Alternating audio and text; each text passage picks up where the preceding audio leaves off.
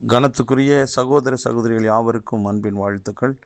இந்த நாளிலே தினம் ஒரு தூதன் வழியாக உங்களை சந்திப்பதிலே பெருமகிழ்ச்சி அடைகிறேன். இந்த நாளிலே எரேமியா தீர்க்கதரிசியினுடைய புஸ்தகம் 29வது அதிகாரம் 11வது வசனம், நீங்கள் எதிர்பார்த்திருக்கும் முடிவை உங்களுக்கு கொடுக்கும்படிக்கு நான் உங்கள் பேரில் நினைத்திருக்கிற நினைவுகளை அறிவேன் என்று கர்த்தர் சொல்றார். அவைகள் தீமைக்கல்ல, சமாதானத்துக்கு ஏதுவான நினைவுகளே என்று ஆண்டவர் சொல்லுகிறார். அன்பானவர்களே, ஆண்டவர் ஒவ்வொரு மனுஷனை குறித்தான ஒரு திட்டத்தை, ஒரு தீர்மானத்தை இந்த பூமியில வைத்திருக்கிறார்.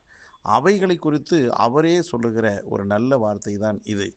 இது உங்களுக்கான என்னுடைய திட்டம் என்று ஆண்டவர் சொல்லியிருக்கிறார். ஆகவே அந்த திட்டம் எப்படிப்பட்டதுன்னா, நம்முடைய எதிர்காலத்தை வளமானதாகவும் நம்பிக்கை அளிக்கக்கூடியதாகவும் மாற்றக்கூடியதான திட்டங்களே. நமக்கு அவர் வைத்திருக்கிற திட்டங்கள் நல்ல திட்டங்களை ஒழிய கேடு விளைவிக்கக்கூடியதான திட்டங்கள் ஒன்றுமே இல்லை என்றுதான் இந்த வசனத்தினுடைய உள்ளான அர்த்தம். ஆகவே அன்பான தேவனுடைய பிள்ளைகளாகிய நாம் தைரியமாக கர்த்தருடைய வார்த்தையின் மீது விசுவாசம் வைப்போம். அந்த வார்த்தையின்படி நமக்கான திட்டங்களை கர்த்தர் இந்த பூமியிலே செழிப்பான திட்டங்களாக, நன்மையை கொடுக்கக்கூடிய திட்டங்களாகத்தான் வைத்திருக்கிறார். ஆகவே தனிப்பட்ட ஒவ்வொருவர் மேலேயும் கர்த்தர் வைத்திருக்க திட்டங்கள் இப்படிப்பட்டவைகள் தான். ஆகவே இதை விட்டு நமக்கான நாமே பல திட்டங்களை போடுவது தான் தவறு என்று சொல்ல வருகிறேன். எனக்காக கர்த்தர் திட்டம் போட்டு இருக்கும் பட்சத்தில் எனக்கென்று நான் ஏன் தனிப்பட்ட விதத்தில் திட்டங்களை போடணும்? அப்படி போடும்போது, அதை பார்க்கும்போது, அதற்கு நான் முயற்சி எடுக்கும்போது தான் நாம் பல விதங்களிலே தோல்வி அடைகிறோம். நிறைய பேர் தேவன் வைத்திருக்க திட்டத்தை தெரிஞ்சு கொள்ளாமல் அவங்களே சொந்த வழியில் போய் பிஸ்னஸ் பண்ணுறாங்க. பெரிய நஷ்டம் வருது, தோல்வி வருது. இப்படி பல்வேறு விதங்களிலே தேவன் வைத்திருக்கிற திட்டம் இன்னது என்று தெரியாமல் போகிறதுனால தான் நாம் இன்றைக்கு நஷ்டப்பட்டு தோல்வியடைந்து ஒரு இடத்தில் அமைதியாக உட்கார்ந்து கவலையோடு கண்ணீரோடு காணப்படுகிறோம். இன்றைக்கும் குடி முழுகி போகவே இல்லை. இன்றைக்கும் கர்த்தர் நம்மளை கைவிடவே இல்லை. இன்றைக்கி நம்புவோம், ஆண்டவர் உடைய திட்டங்களும் நோக்கங்களும் என்னை குறித்து எழுதப்பட்டவைகளும் மாறவே மாறாது.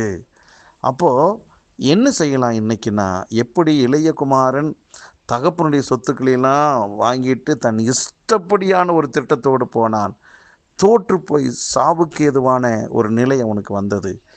அந்த நேரத்தில் என்ன செஞ்சான்? தகப்பன் வீட்டுக்கு போனான், எனக்கு தேவையான உணவு கிடைக்கும் என்று நம்பி வந்தான். வந்த பிறகு என்ன ஆச்சுன்னா, அவனுக்கு தலைகீழாக வாழ்க்கை மாறியது. அதாவது அவன் தன்னுடைய சுயமான திட்டத்தை ஒதுக்கிவிட்டு தகப்பன் வைத்திருக்க திட்டத்துக்குள்ளே வந்துட்டான். அது அவனுக்கு அவனுடைய வாழ்க்கையில் திருப்பு முனையை கொண்டு வந்தது. இன்றைக்கும் அன்பானவர்களே, தோற்று போய் காணப்படுவீர்களா? ஒன்றும் மோசமில்லை. இன்னைக்கு ஆண்டவரேன்னு சொல்லி கைகளை உயர்த்தி, என்னை குறித்து நீங்கள் வச்சிருக்கிற அந்த செழிப்பான, நல்ல, நலமான, மேன்மையான அந்த திட்டம் என்னவோ அதற்கு என்னை அர்ப்பணிக்கிறேன் ஆண்டவரேன்னு சொல்லி ஆண்டவர் பக்கம் நீங்கள் திரும்பும்போது மீண்டுமாக கர்த்தருடைய திட்டம் உங்கள் வாழ்க்கையில் உயிர் பெறும். அது உயர்ந்த இடத்துக்கு கொண்டு போகும். ஆகவே இனியும் காலம் தாழ்த்தாம ஆண்டவரே என்று 2 கைகளை அவருக்கு நேராக உயர்த்துங்கள். ஆண்டவரே, என்னை குறித்து நீங்கள் வச்சிருக்க திட்டத்துக்கு அடிபணிகிறேன், கீழ்ப்படுகிறேன் என்று முழு மனதோடு உங்களை ஒப்புக்கொடுங்கள். வாழ்க்கை மாறும், நீங்கள் உயர்வீர்கள். ஜெபிக்கலாம். நல்ல தகப்பனே, நல்ல வேலைக்காக நன்றி. எங்கள் வாழ்க்கையிலே மனிதர்களாகி நாங்கள் பல விதங்களிலே தோற்று போனதை குறித்து யோசிக்கிறோம். அது எங்களின் சுயமான திட்டத்துக்கு நாங்கள் வழிவாசல்களை உண்டு பண்ணி போனோம். அந்த வாழ்க்கை தோல்விக்கு நேராக நடந்துச்சு. இன்றைக்கு மனம் திரும்பி ஆண்டவர் என்னை குறித்து வைத்திருக்க திட்டம் எதுவோ அதற்கு கீழ்ப்படுகிறேன் என்று எங்களை நாங்களே அர்ப்பணிக்கிறோம். இதை கேட்டுக்கொண்டிருக்கிற யாரெல்லாம் உங்கள் சமூகத்தில் அர்ப்பணிக்கிறாங்களோ அவங்களுக்கு நீங்கள் வச்சிருக்கிற அந்த மேன்மையான செழிப்பான திட்டத்தை அறிமுகப்படுத்தி எங்கள் வாழ்க்கையில் நீங்கள் ஒரு புத்துணர்ச்சி கொடுக்க போகிற தெய்வக்காக நன்றி.